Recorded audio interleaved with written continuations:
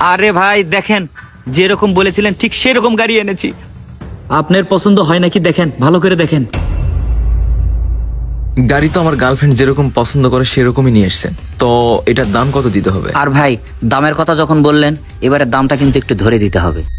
আর কম দাম দিলে কিন্তু আমরা গাড়ি বিক্রি করব না। আর যেহেতু বাংলাদেশের টপ 1 আর 1.5। আরে ভাই, সে তো জানি এটা বাংলাদেশের নাম্বার 1 গাড়ি, তো যেহেতু চোরাই গাড়ি দাম বেশি দিতে পারবো না। একদম 1 লাখ, দিলে দেন, না দিলে না দেন।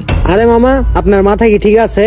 এই গাড়ির দাম কখনো 1 লাখ টাকা হয়? অনেক কষ্ট করে এই গাড়ি চুরি করছি। আর মামা, তুই যদি গাড়ি বিক্রি করতে চাস, আমি গাড়ি বিক্রি করতে দিব না। আর মামা, আইফোনটা কই? আইফোনটা আমারে যেত।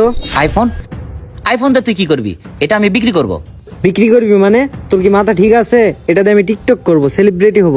এটা আমার স্বপ্নের ফোন। দে আমার আইফোনটা, দে দে। আরে না, আরে আরে ফোন না, দে। দাঁড়া। আরে আমার আইফোন দে। গাড়িটা বিক্রি করব আর এই আরে আইফোনটা আইফোন বিক্রি দে করে আমার। আমি কক্সবাজার যাব। আরে ভাই, ঝগড়া বাদ দেন।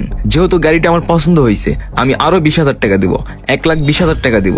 গাড়িটা আমাকে দেন। আরে ভাই, ঠিক আছে, আপনার কথাই রাখলাম। 1,20,000 তাহলে ঠিক আছে। আর তোকে কিন্তু আইফোন। আর আইফোন কই? আইফোন কিভাবে জুতা হলো? আমার মাথায় তো কিছু ঢুকতিছে না। আরে গাড়ি কিভাবে ছাগল হয়ে গেল? আরে এ তো দেখতেছি ছাগল। জলজান্ত একটা বাইক ছিল, বাইকটা কিভাবে হঠাৎ করে ছাগল হয়ে গেল? আমি তো কিছু বুঝে উঠতে পারতেছি না। ঘটনা কি? এ তো দেখি ছাগল। আরে হ্যাঁ ভাই, জলজন্ত বাইকটা ছাগল কেমনে হইলো? আর ভাই, আমার হাতের আইফোনটাও দেখি জুতা হয়ে গেছে। হে আল্লাহ, তুমি একই অলৌকিক ঘটনা দেখালা। আমার তো ভয় লাগতেছে।